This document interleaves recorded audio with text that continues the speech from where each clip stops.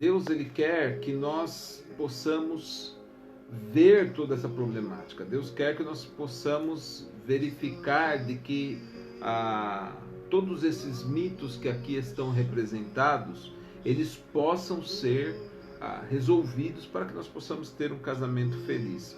Um casamento feliz, um casamento abençoado diante de Deus e na presença de Deus. O terceiro mito que a gente tinha visto é melhor juntar do que casar, pois o divórcio dá muito trabalho. É verdade, o divórcio ele realmente ele dá muito trabalho, mas não é melhor juntar do que casar, de jeito nenhum.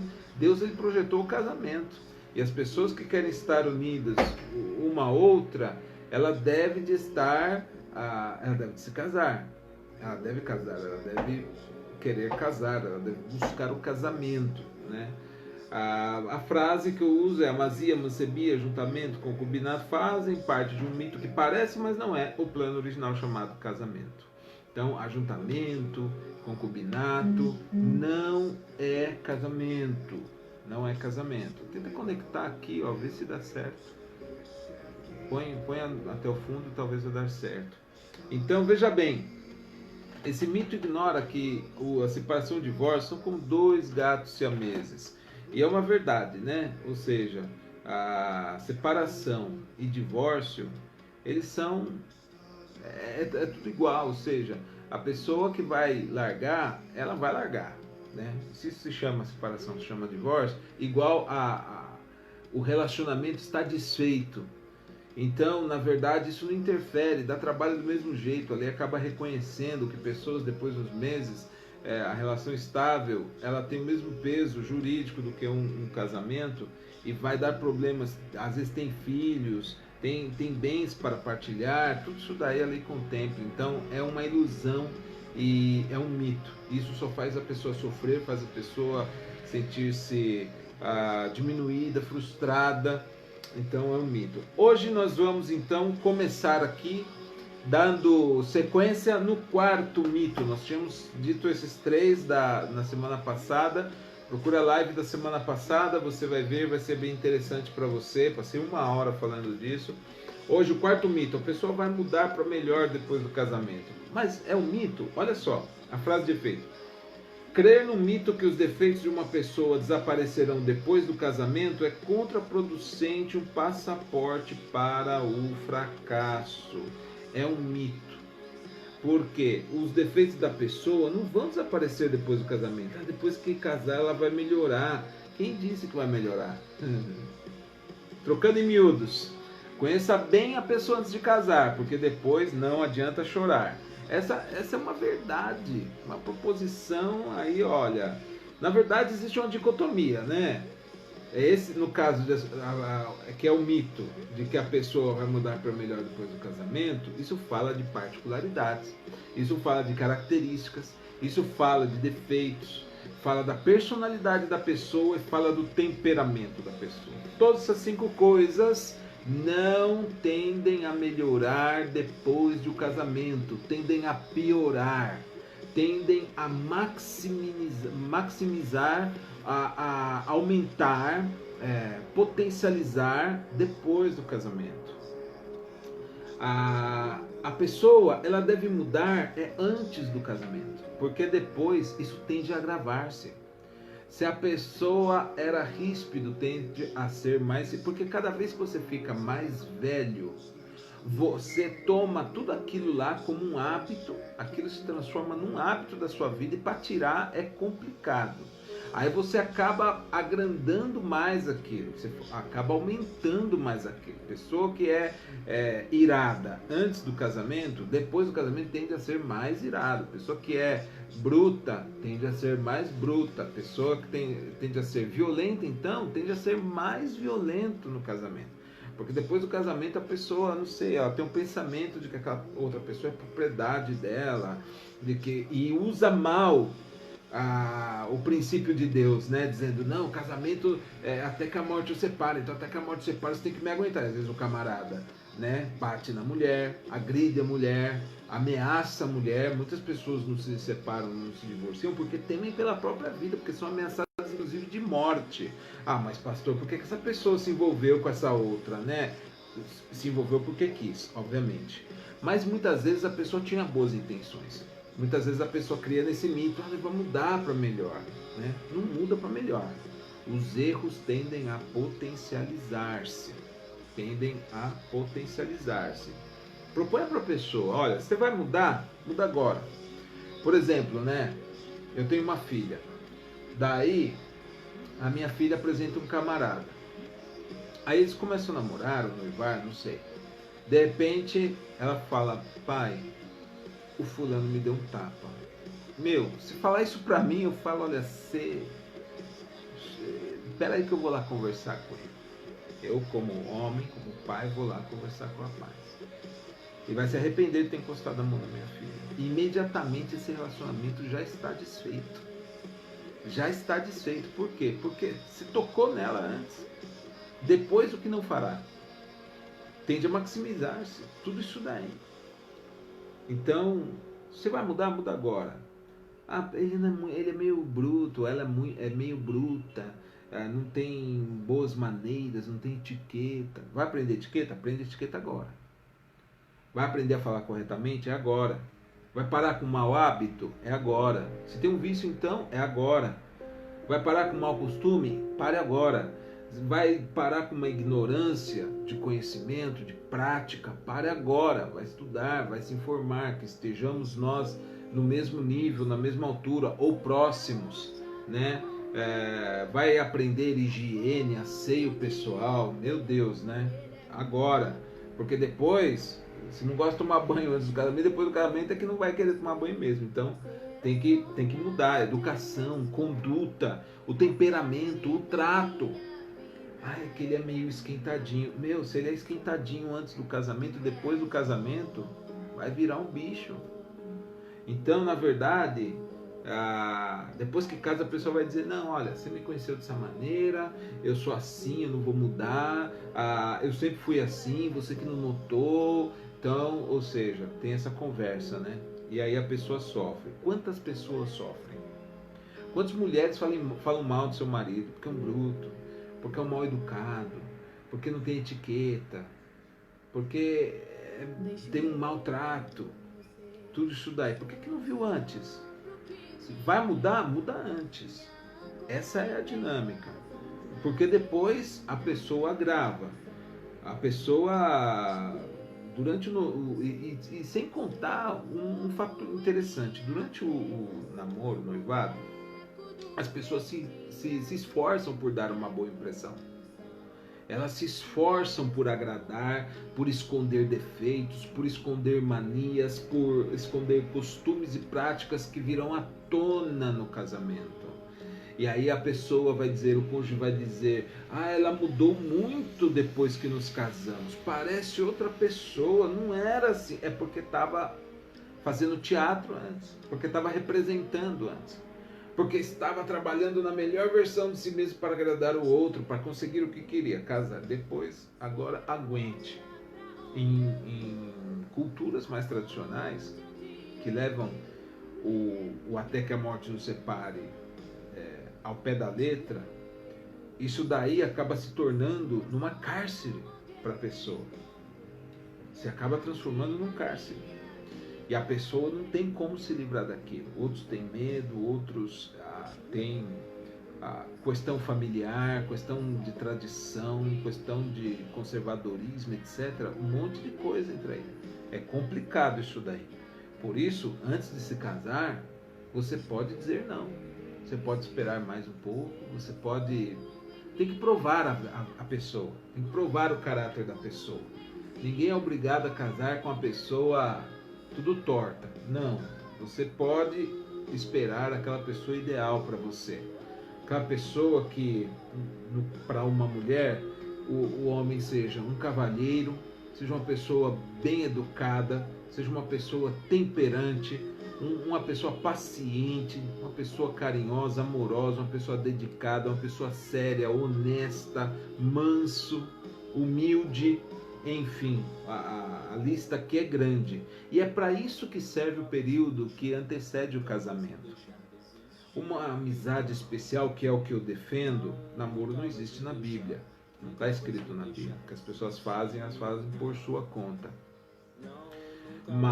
Eu defendo uma amizade especial, né? Que a pessoa possa ter uma amizade especial. Se você tiver uma boa amizade com uma pessoa, que essa pessoa seja seu melhor amigo, ambos sejam melhores amigos, eu vou dizer que esse casamento vai até que a morte separe. Mas enquanto é só um convênio, o convênio ele pode desfazer-se a qualquer momento. Mas a pessoa que realmente são os melhores amigos, que se amam, esse amor ele vai perdurar até que a morte os separe. Mas essa questão da amizade é super importante. Essa amizade vai fazer que se conheçam profundamente, através de observar o caráter um do outro. Não é para ficar se amassando. Pelo contrário, por que o pastor diz na hora de que está casando, depois que casa, agora pode beijar a sua noiva, a sua esposa? Porque é daquele momento em diante que se pode beijar, não é antes. Antes é lascívia, luxúria, é pecado. Entende? Pessoa com sexo antes do casamento se chama fornicação, é pecado. A Bíblia diz que os fornicários não herdarão o reino de Deus. Então, se nós estamos falando daquilo que Deus quer para um relacionamento, é sexo depois do casamento, é os amassos, etc., depois do casamento. Antes do casamento é conhecer, é provar o caráter, provar a vida, provar o testemunho da pessoa. Então, geralmente a pessoa muda para pior, agravando, maximizando, olha só, palavras difíceis, os defeitos, e valorizando mais a sua individualidade, a sua autenticidade, do que agradar o outro. Eu sou mais eu, para mim isso é mais importante, eu ser eu mesmo, não vou ser hipócrita. A questão de mudar para o melhor não é hipocrisia. Só se você estiver representando, você gostar do erro, quer permanecer o erro, mas na hora que está na frente de uma pessoa de fora, você faz aquele teatro como que se fosse bonzinho. Muda de uma vez e pronto. Mas é um mito. Geralmente a pessoa, ela maximiza os seus erros. Então não caia nessa de que a pessoa deu demonstração para você de que é um mentiroso, um brigão, um agressivo, um estafador, pessoa que tem problema com dinheiro, avarento, tacanho, eu que sei, sabe? Um monte de coisa. Tenha vícios, tenha manias terríveis que vão envergonhar você, etc. Não adianta. Às vezes a pessoa está interessada no porte físico, às vezes a pessoa está interessada em escapar de casa, escapar da solidão, e a única opção que a pessoa tem, e vai esse mesmo, se não for tu, vai tu mesmo, ou seja, né? E outras coisas, não, nada disso pode custar a tua felicidade, né? Ele vai mudar, não muda, vai até piorar, se você quer saber, né? Então a pessoa quer mudar, muda antes, certo? Depois é sofrimento, isso a experiência nos mostra. Quinto mito: meu cônjuge nunca vai mudar. Mas não é contraditório, não, dicotomia. O outro fala de manias, de temperamento e tal. Esse mito, né? Meu cônjuge nunca vai mudar. Veja bem, vamos lá, eu vou explicar. Meu cônjuge é muito fechado e nunca vai mudar. É um mito que limita o poder de Deus. Trocando em miúdos, a especialidade de Deus é fazer milagres, creia. Este mito, ele acontece quando há uma mudança na condição e na forma de pensar de um dos cônjuges e não do outro.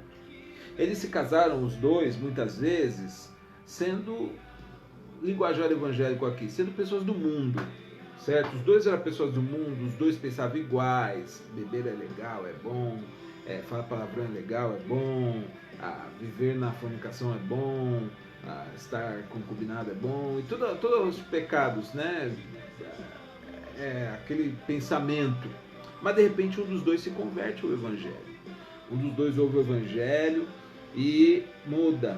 Ele se converte, ele muda a forma de pensar. Ele já não bebe, ele já não fala palavrão, ele já é uma pessoa que, ou seja, já não mente, já não engana, né? Já não quer sair quebrando a cara de todo mundo, pessoa agressiva. E ele mudou. Mas daí o outro não mudou.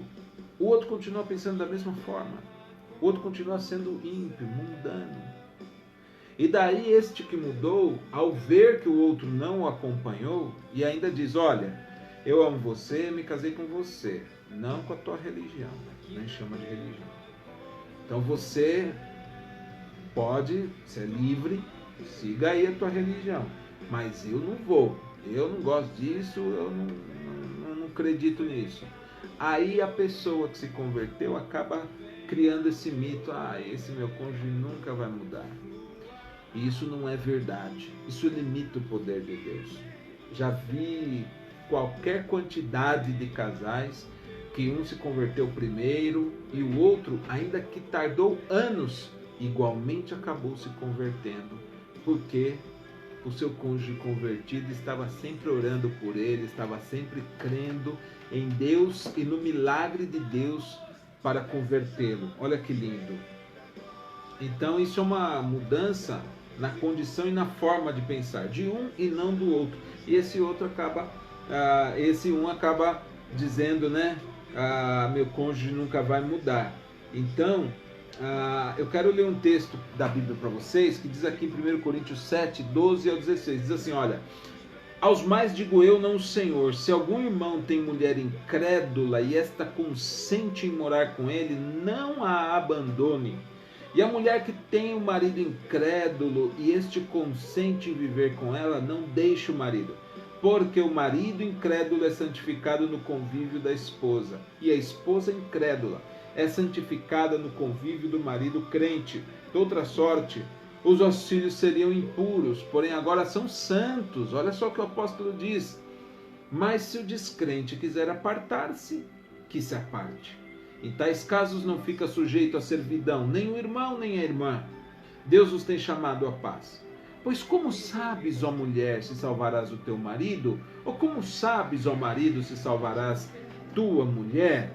Então o apóstolo ele diz, olha, você que tem um marido que não é crente, você se converteu, mas ele não se converteu. O marido se converteu, mas a esposa não se converteu. E você está com esse pensamento, eu devo deixar, não devo deixar, devo separar, não devo separar, porque eu quero viver em paz com Deus. Olha, em paz com Deus você vai viver estando no estado que você se encontra. Ore pelo seu marido, ore pela sua esposa e creia que um dia Deus vai tocar o coração dessa pessoa. Em algum momento ele vai precisar de Deus e ele vai abrir o coração para o Senhor. E o Senhor vai conquistar o coração dele, vai fazer um milagre para que ele creia, algo Deus vai fazer. Mas um dia essa pessoa chegará aos pés de Cristo. Não creia nesse mito, ele nunca vai mudar. Não, siga perseverando em oração. O apóstolo fala justamente desse mito. Fala assim, o irmão quer largar a irmã lá porque a irmã não se converte. Não, espera, tem que esperar. Não, se ela consente em viver com você, siga vivendo com ela. Porque você vai santificar através da sua vida, porque são uma só carne. A mesma coisa a irmã crente com o esposo que não é crente. Você, pelo convívio, por ser uma só carne, vai santificar a vida do seu esposo. Também Deus toma seus filhos como filhos abençoados. E aqui tem duas coisas super importantes nesse ponto. Meu cônjuge nunca vai mudar. Não seja incrédulo, isso é um mito. Deus vai sim fazer a obra e com a graça de Deus ele sim vai mudar no tocante à conversão. Mas a Bíblia diz para não cometer julgo desigual, ou seja, que é casar-se com incrédulos. Não cometa julgo desigual, não case com incrédulos. Você que é crente, busque um crente para casar. Você que crê no Senhor, é cristã, busque uma pessoa que crê no Senhor, um cristão para casar-se. E não cometa o julgo desigual. Olha o que a Bíblia diz. 2 Coríntios, capítulo 6, versículo 14 e versículo 15. Não vos ponhais em julgo desigual com os incrédulos, porquanto que sociedade pode haver entre a justiça e a iniquidade? Ou que comunhão da luz com as trevas? Que harmonia entre Cristo e o maligno? Ou que união do crente com o incrédulo? A Bíblia é clara nisso daí. Que união pode haver? Não há. Então, mas aí tem pessoas que dizem, olha, pastor, vamos dizer uma irmã, por exemplo. A irmã diz, olha, pastor, eu conheci ele era incrédulo. Eu sei que a Bíblia diz que eu não deveria de tomar, mas olha, não vejo outra possibilidade de eu me casar se não for com essa pessoa. A parte, eu amo muito, é muito educado, temos um convênio, um trato de que ele nunca vai me desrespeitar em relação à minha fé, e eu tampouco vou ficar enchendo a paciência dele, forçando-o a vir à igreja comigo.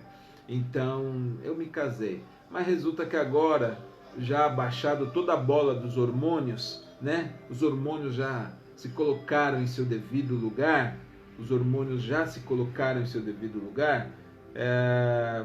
eu estou pensando que realmente eu quero ele convertido. Então ora por ele. Ele consente em viver com você? Claro, consente. Então tá. Então vivam felizes, Deus os abençoe e ora por ele. Que Deus abençoe, que ele venha com conhecimento do Senhor.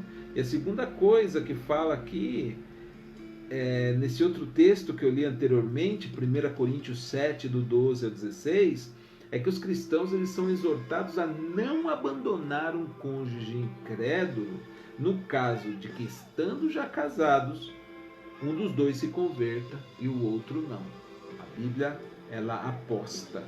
Em outras palavras, Deus, ele aposta de que essa influência um dia vai chegar ao coração dele e ele vai acabar abrindo o coração para Jesus, ainda que seja no leito de morte. Mas o importante é a salvação da alma dessa pessoa. Então não viva com este mito, não viva se torturando e principalmente não dê um mau testemunho. Depois que deu a palavra para a pessoa que vai viver com ele, vai amá-lo, criar um tipo de uma religiosidade pensando que deve deixá-lo. Isso está explícito na Bíblia. Não creia no mito que ele nunca vai mudar, creia que ele sim vai mudar. Não seja egoísta ao ponto de você querer que ele se converta só porque você quer entrar na igreja dado da mão com o seu cônjuge, mas bem, creia em Deus e pense na pessoa, né? E Deus vai abençoar a sua vida. Vamos lá, sexto mito. Hoje está um calor tremendo aqui. Vamos lá, sexto mito. O tempo cura tudo. Olha a frase que eu uso aqui. Crer que o tempo cura tudo é um mito que nos faz iguais a estátuas em um museu. Por que isso, pastor? Porque o tempo, ele só valoriza, né, e age sobre peças que se tornarão relíquias, se tornarão valiosas com o passar do tempo, a serem colocados no museu, a serem vendidas em leilões, etc. e tal, e, enfim, o tempo ele não cura tudo. O que o tempo faz é valorizar coisa antiga. E você não quer e não vai querer valorizar rancor, mágoa, ressentimento, ofensas, que isso valorizado, isso acaba potencializando o mal sobre a sua vida. Veja bem, trocando em miúdos, o tempo não pode curar, o perdão sim. Olha, direto, hein, essa proposição. O tempo não cura tudo, e tem mais, o tempo não cura absolutamente nada. O tempo deixa em espera.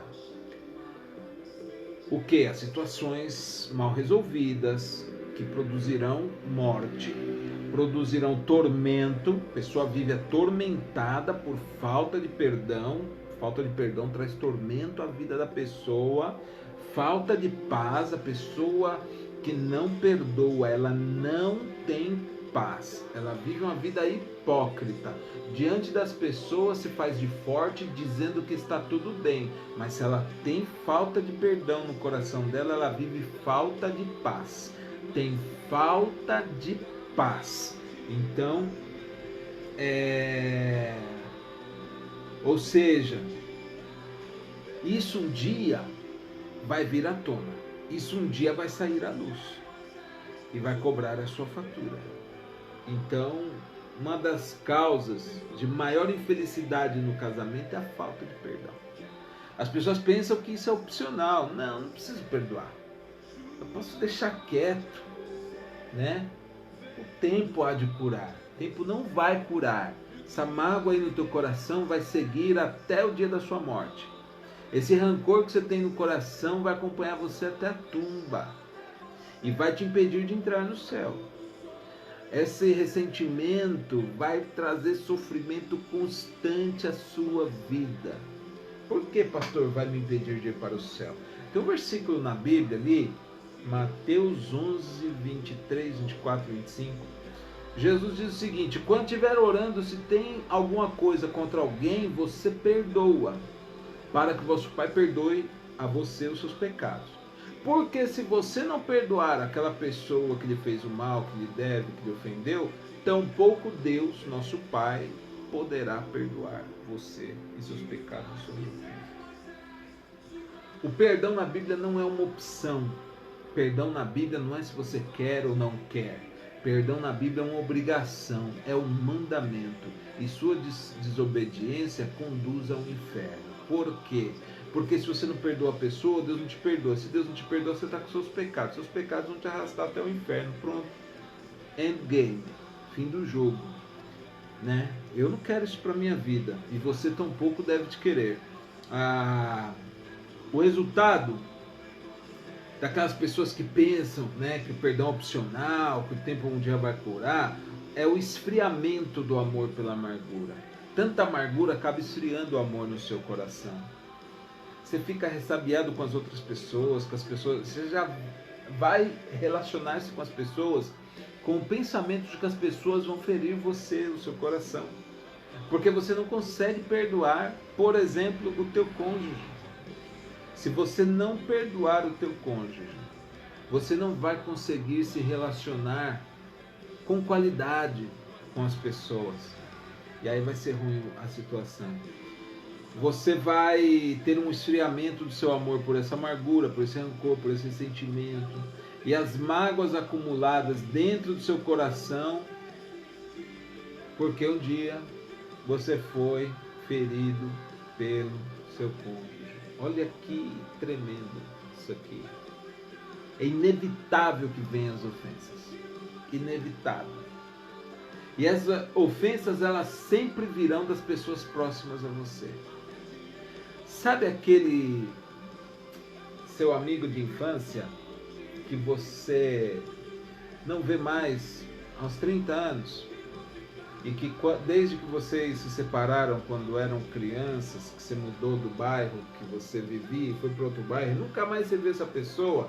Tinha 10 anos, hoje você já está com 40. 30 anos você não vê aquele melhor amigo seu que morava naquele mesmo bairro com você, e você mudou-se para um bairro 1 hora distante dali, e sua vida inteira foi ali, nunca mais voltou ali, e aquela pessoa, sabe? Essa pessoa nunca vai te ofender, porque ela nunca vive perto de você, ela nunca se relaciona com você. Como ela vai te ofender? Não vai te ofender.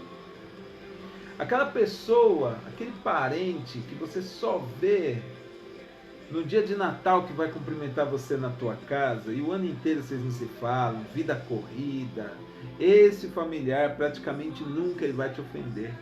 Você nunca se relaciona com ele. Uma vez no ano, lá no Natal, você, fulano, e se abraça, se beija, se dá um presente. Essa pessoa nunca vai ofender você.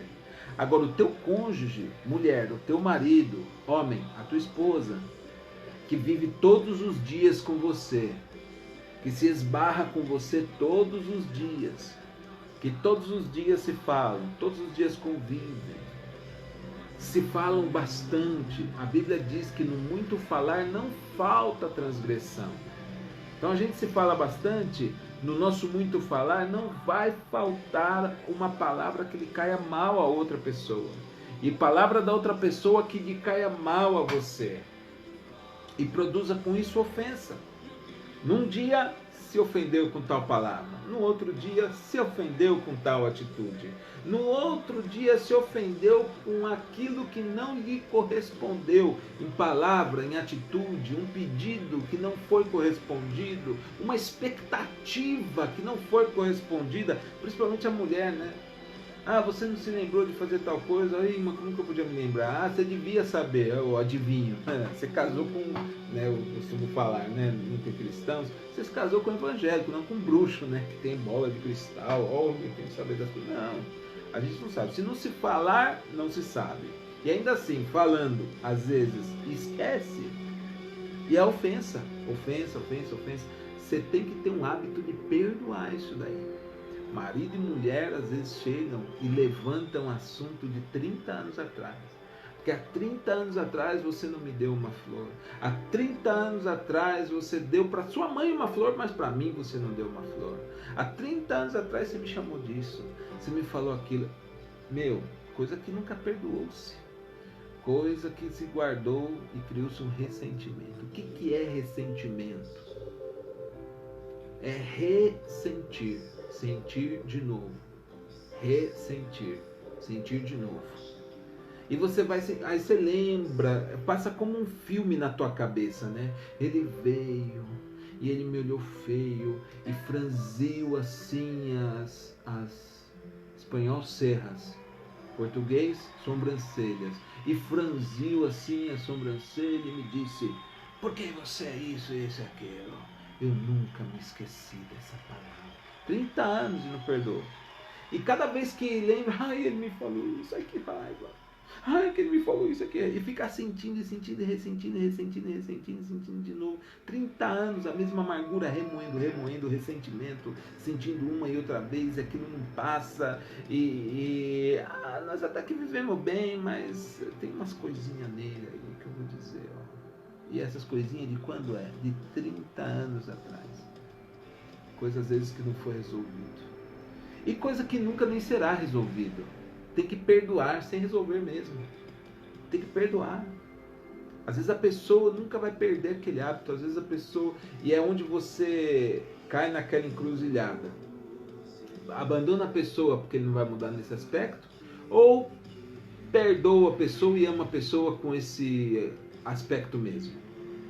Né? Muita gente opta por seguir amando, tolerando o tal aspecto que não se pode mudar. Se esse aspecto é um aspecto que não fere a pessoa, que não traz risco à vida da pessoa, se esse aspecto é algo, digamos, leve, por exemplo, ele fala errado, você pode casar com ele e viver até estarem velhinhos os dois com 90 anos, que não precisa te ofender o fato do cônjuge ter pouca escolaridade e falar errado e não ter sido educado em certo nível. Outra coisa, falta de dinheiro, o camarada é pobre. E daqui para 90 anos, ele nunca vai sair desse... Porque ele é acomodado e ele, por exemplo, ele trabalha num ofício que paga pouco e ele diz que ele vai se aposentar nesse ofício.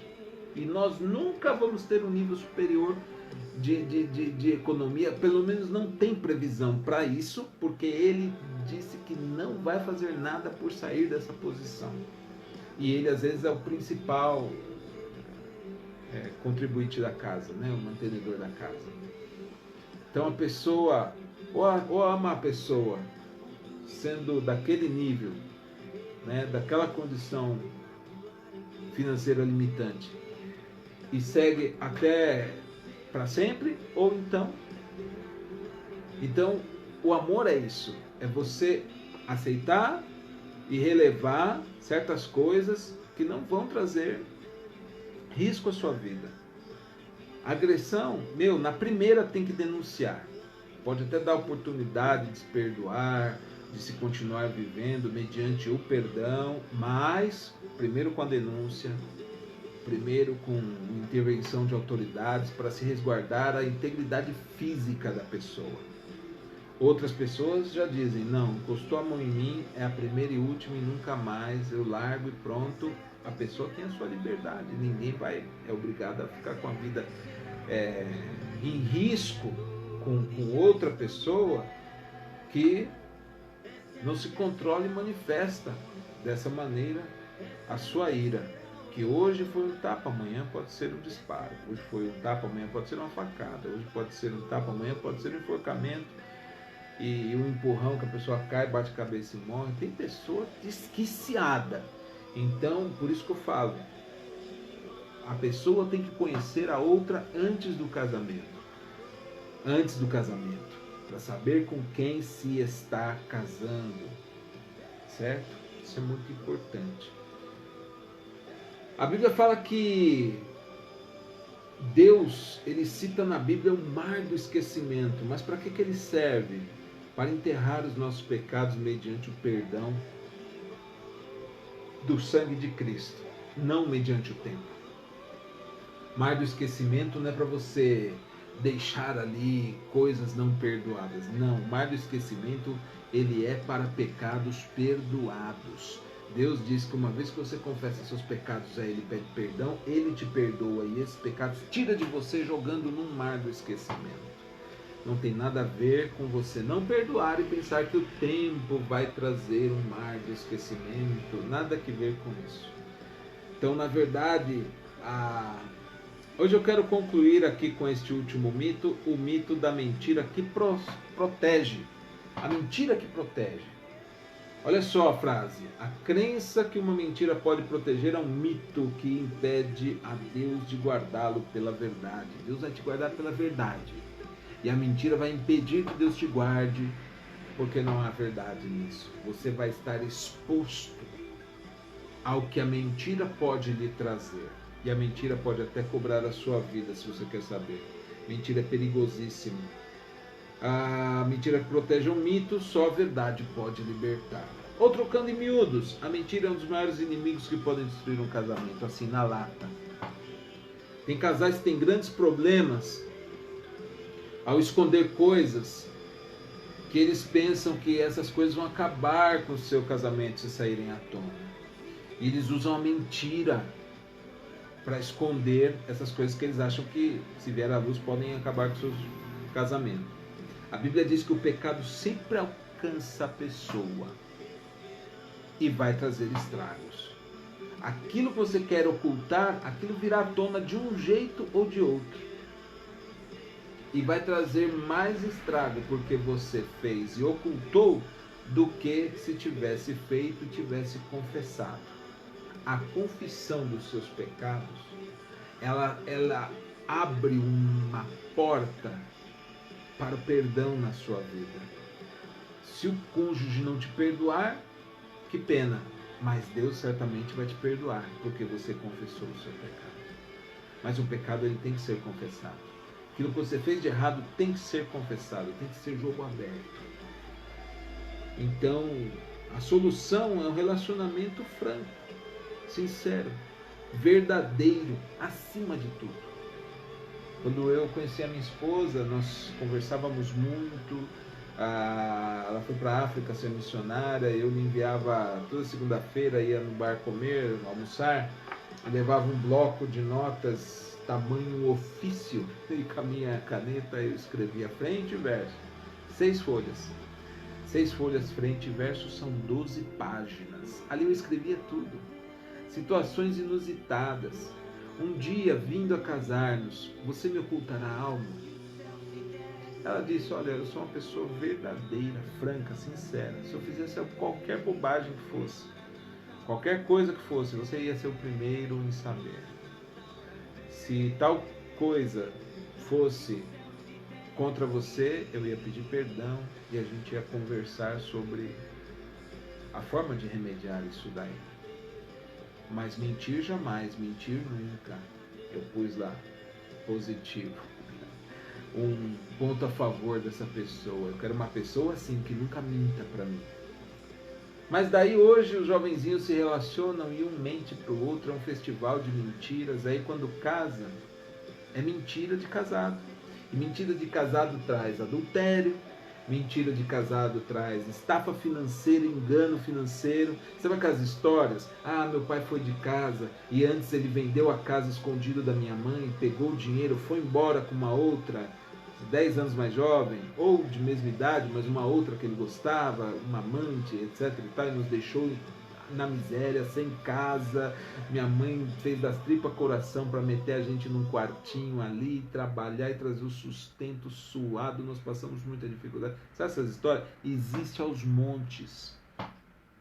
Pessoa que faz coisa errada, que oculta, mas também tem uma raiz aí.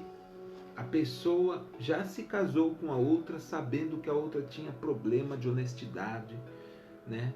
Problema com a honestidade, sendo desonesto, praticando a desonestidade, tinha problemas com a verdade, praticando a mentira, tinha problemas em ser verdadeiro e era mentiroso, mentirosa, tinha um costume de se mentir um ao outro, ocultar coisas, informações importantes da vida um do outro.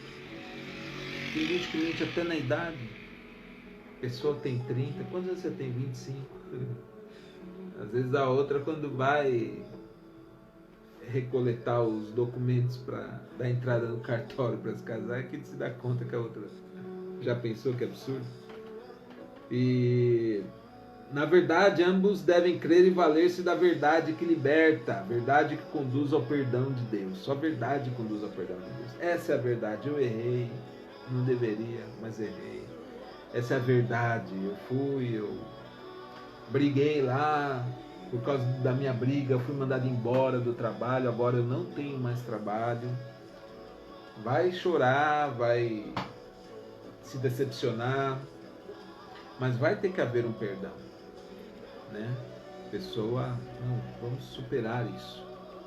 Algo ruim aconteceu, mas vamos superar isso. E Deus, ele provê o perdão, né?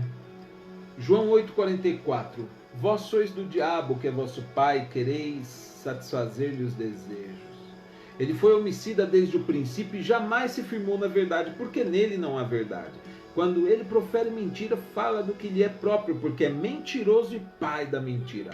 O diabo é o pai da mentira. Ponto final. Acabou. Bíblia Sagrada, verdade absoluta, palavra de Deus. O diabo é o pai da mentira. Todo aquele que mente, ele se une ao diabo e se converte em seu filho. Jesus diz: vós sois do diabo, que é o vosso pai. Vocês, mentirosos, pertencem ao diabo, e o diabo é pai de vocês, filhos do diabo. Ele foi homicida desde o princípio, jamais se firmou na verdade, porque nele não há verdade. Quando ele profere mentira, fala do que lhe é próprio, porque é mentiroso e pai da mentira. E vocês, filhos do diabo, mentiroso como ele o é. O diabo é o pai da mentira. Todo aquele que mente se une a ele e se converte seu filho. Quem se associa à mentira e pratica a mentira fica impedido de ser protegido por Deus, porque Deus somente trabalha com a verdade.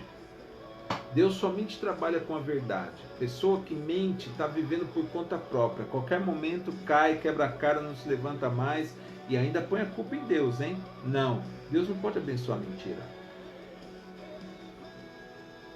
A mentira abre porta para a atuação do diabo na vida da pessoa. O diabo pinta e borda na vida da pessoa, porque a pessoa obra com mentira. Ah, mas todo mundo mente. Todo mundo não. Você está assistindo um vídeo de um camarada que não mente. Eu sou um filho de Deus, eu não minto.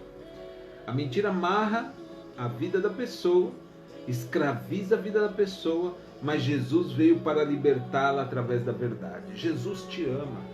Jesus quer libertar você, mas através da verdade. Abandone a mentira, abandone o diabo, venha para Jesus, abra o coração para Jesus. Jesus, ele quer entrar no teu coração, ele quer impartir sobre você, transmitir, transferir, comunicar a você, transferir sobre você a verdade. A verdade liberta. Quer ser liberto? A verdade liberta. Jesus liberta. João 10:10. O ladrão vem somente para roubar, matar e destruir. Disse Jesus: eu vim para que tenham vida e a tenham em abundância. Disse, pois, Jesus aos judeus que haviam crido nele: se vós permanecerdes na minha palavra, sois verdadeiramente meus discípulos, e conhecereis a verdade vos libertará. Olha que texto tremendo. Permanecer na minha palavra, meus discípulos verdadeiros. Conhecereis a verdade, e a verdade vos libertará. Só a verdade pode libertar. Quando você tem o impacto de dizer a verdade, os casais podem desfrutar de um relacionamento saudável, com confiança mútua e amor um pelo outro, porque existe um pacto de falar a verdade entre eles. existe uma confiança plena, porque o cônjuge não está me passando a perna, porque o cônjuge não me está escondendo nada, porque o cônjuge não... A pessoa dorme tranquilo, feliz. Uma dor triste, uma dor terrível, é aquela dor de ter sido enganado, ter sido feito de bobo, deu a confiança, foi defraudado. Ninguém quer isso daí para a sua vida, é uma tragédia isso daí, terrível isso daí. Faz a pessoa sofrer de um ponto que eu nem te digo. Graças a Deus, 22 anos de casamento eu tenho. Nunca minha esposa me veio com a mentira. Nunca eu vim com a mentira para minha esposa. Nunca enganamos um ao outro. Em qualquer assunto que seja. Qualquer assunto que seja. Até para fazer uma surpresa num dia do aniversário. Eu tenho problema de inventar alguma coisa. Eu tenho que falar, olha, vamos ali e levar ali mesmo. E só quando voltar se dá conta que tem gente esperando, tal. Porque não posso dizer, não tem nada. Se tem. Se tem, tem. Então não posso dizer que não tem. Eu posso dizer, vamos tomar um sorvete ali na esquina? A gente vai. E quando volta, a galera entra dentro de casa, a galera tá, surpresa! Mas nem isso eu não sou capaz de fazer. Mas tem que mentir. Não, eu não minto. E agora? Como é que faz? Então, leva ela para tomar um sorvete lá no outro bairro vizinho. Tá bom, isso aí eu posso fazer. Entende? Sempre a verdade. A verdade liberta. A verdade é o veículo que sustenta e carrega consigo a lealdade e a fidelidade. Porque a verdade, ela cogita de um caráter confiável. Então, a lealdade e a fidelidade. Por quê? Porque não me mente, me fala a verdade. Falando a verdade, não vai ser desleal comigo. Falando a verdade, não vai ser infiel a mim. E daí, pastor, se quiser largar você, como é que faz? Olha no meu olho e diz, olha, já não te amo mais, não quero mais estar com você. Falou, tudo bem, que ninguém é escravo, que ninguém está por obrigação. Que estamos por amor. Por amor estamos, sem amor não precisamos mais estar. Por amor, a vontade nos une. Sem amor, a vontade também pode nos desunir. Deve? Não deve. Podemos ir a Deus e devemos ir a Deus, apresentar esse problema de que perdemos o interesse, perdemos a motivação, nos desanimamos, perdemos o ânimo.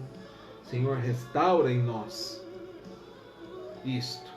E Deus, Ele restaura. Isso aí já é um outro tema, né? Restauração do casamento, de um casamento desgastado. O casamento, ele pode se desgastar. Então, o divórcio não é solução para ninguém. E para nenhuma ocasião do casamento. Sempre Deus tem uma solução. Estou dizendo sobre a verdade, que ela traz lealdade e fidelidade.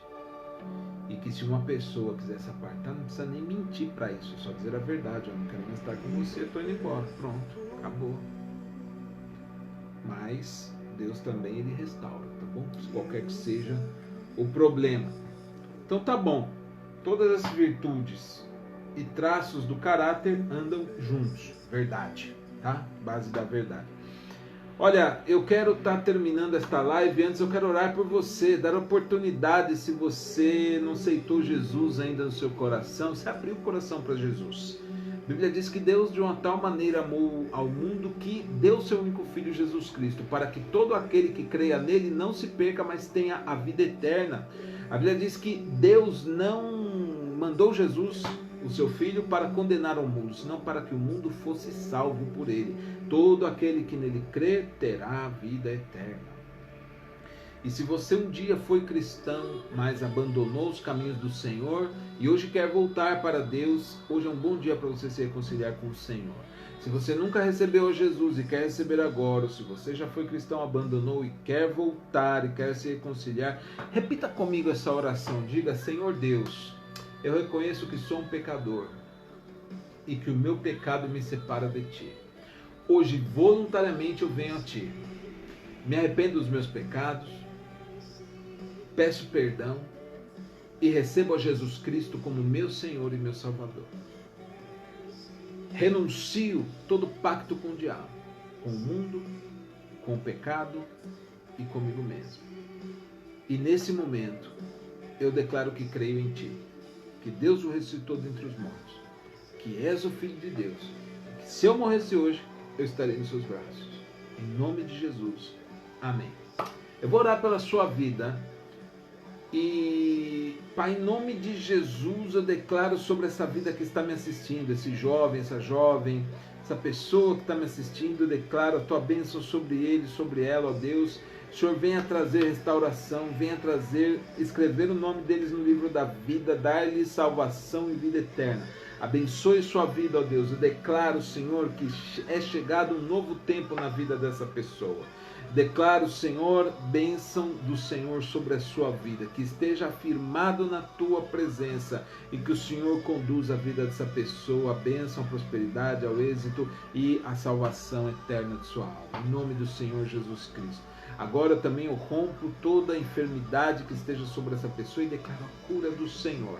Abençoa a sua vida econômica, abençoa a sua vida financeira e declaro que porta de trabalho, porta de rendimento financeiro entra sobre ela. Eu abençoo sua saúde, abençoo sua família, declaro, Senhor, restauração no seu lar, nos seus relacionamentos, seu relacionamento interpessoal. Em nome de Jesus, o Senhor abençoe. Em nome de Jesus, amém. Olha só, este é um livro que eu escrevi, o meu primeiro livro, eu lancei ele e dei de oferta ao Senhor como primícias. Então ele está livre na internet para baixar gratuitamente. Você entre nas minhas redes sociais, entra na minha página do Facebook. Eu tenho uma página que eu criei para escrever só o que eu tenho escrito, os meus escritos, os meus livros, mensagens sobre os meus livros. A página se chama Pastor Alexander Góes. Facebook /PR Alexander 1.